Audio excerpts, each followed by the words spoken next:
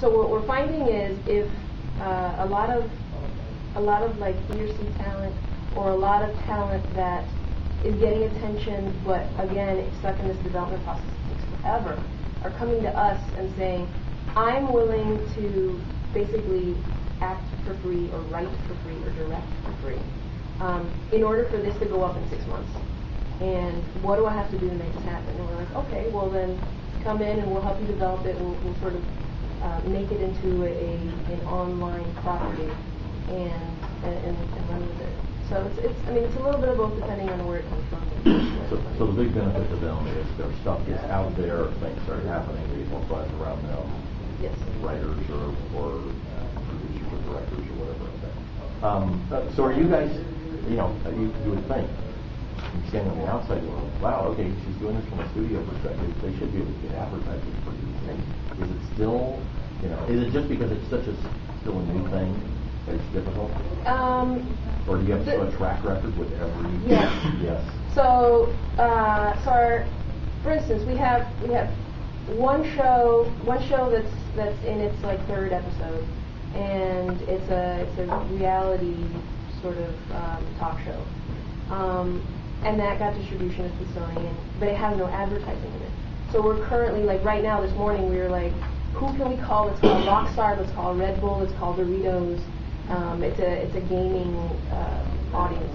So whatever gamers use, let's go call them, show them, point them to the pilot episode and say, we're up to like 700,000 views, and there was no marketing, nobody knew this was coming up, nobody knows who we are, nobody knows the host, and yet people are still watching it. Imagine what it would be like if you got behind this, and there's celebrities involved in all that, and we're doing sort of that legwork. Now this other show we're doing, it's animated, it's fully funded by the studio, it's already going up on their, or it's already slated to go up on their WB.com website.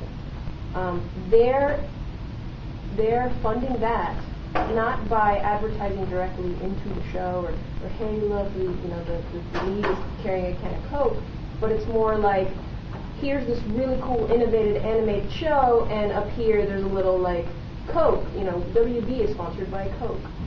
So the whole site is being sponsored as opposed to this particular show. Now that's how Warner Brothers is making the money back, but as a production company, we're breaking even on most of our stuff still. So what kind of budgets are you talking? You're doing an entire series each time, right? Not every time. Not every time. Our animated show had to do the entire series because of the technology. Because we couldn't make the models for the animation and do motion capture and voiceovers and do all that just for 5 minutes. Right. So we talked to the studio for funding the whole thing. The animation is really inexpensive in comparison to what regular animation is, and part of that is because we use the video game engine, and that's, I think we came out to like 7,000 a minute.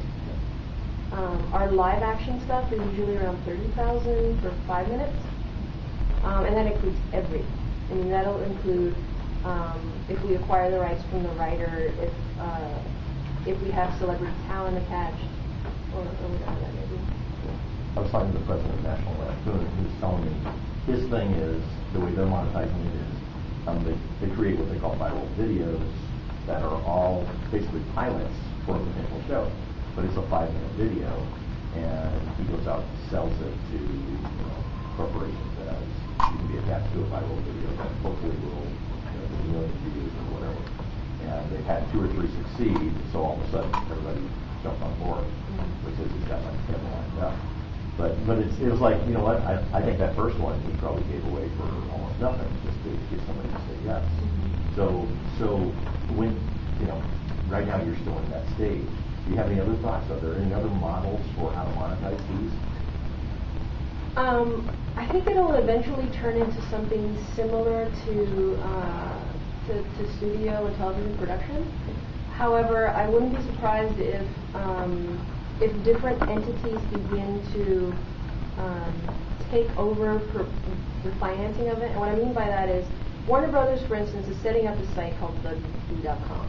And I think they're doing something really smart, and it's probably making the CW really mad, because they're taking all of their content, their library, which is massive. I think they may have the largest library of all the studios, and they're going to put it on the website. So now you're like, you know what? That episode of who's that ninja David Carradine ninja Kung Fu. I want to see that episode of Kung Fu where he did blah, and I'm going to go to www.com, and there it is. And much like the Hulu website, it'll have something on the bottom saying brought to you by Coke. And that's how they're going to repurpose all their content and make a ton of money.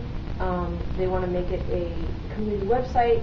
They have a Facebook application that's attached to it. I mean, they're really using the community model to make the site work. And I think that's where the studios are really good at, because they have the content to bring you to the site, and they have the resources to put people on there to create a community, which is what people like about online. However, their resources for making content, original content, is trained for feature film and big television, and you can't sort of go to the agents, because we tried this and it doesn't work, and say, which one of your clients would love to be in a small little female-driven action comedy online. We're going to do this. We're gonna get it sponsored by Ray-Ban, and it's going to be action like you've never seen before. And we're getting this cool little brand new active director to do it. And they'll be like, well, I have these clients, but how much is there in the back end? What is the day-to-day? Where is it filming? And then no, this is too complicated for online. And so for production companies, we need to pay for the content somehow. And I wouldn't be surprised if iTunes or MySpace or Yahoo or Google or even YouTube start saying, okay, we have tons of them, and we have the infrastructure, but we don't have the content. Let's just go pay for the content. I mean, let's invest back into, instead of buying a new server, let's go out and give this production, let's much like the studio does, let's give this production company a 3-year deal, and let's have them give us 20 things and promise that each one has at least 1 star in it, one name writing talent, or whatever. Yeah, why not? I mean, especially if you're talking extreme low budget. Yeah, that would be a great way to make sure that at least you got something that's worthwhile and works and all that kind of thing.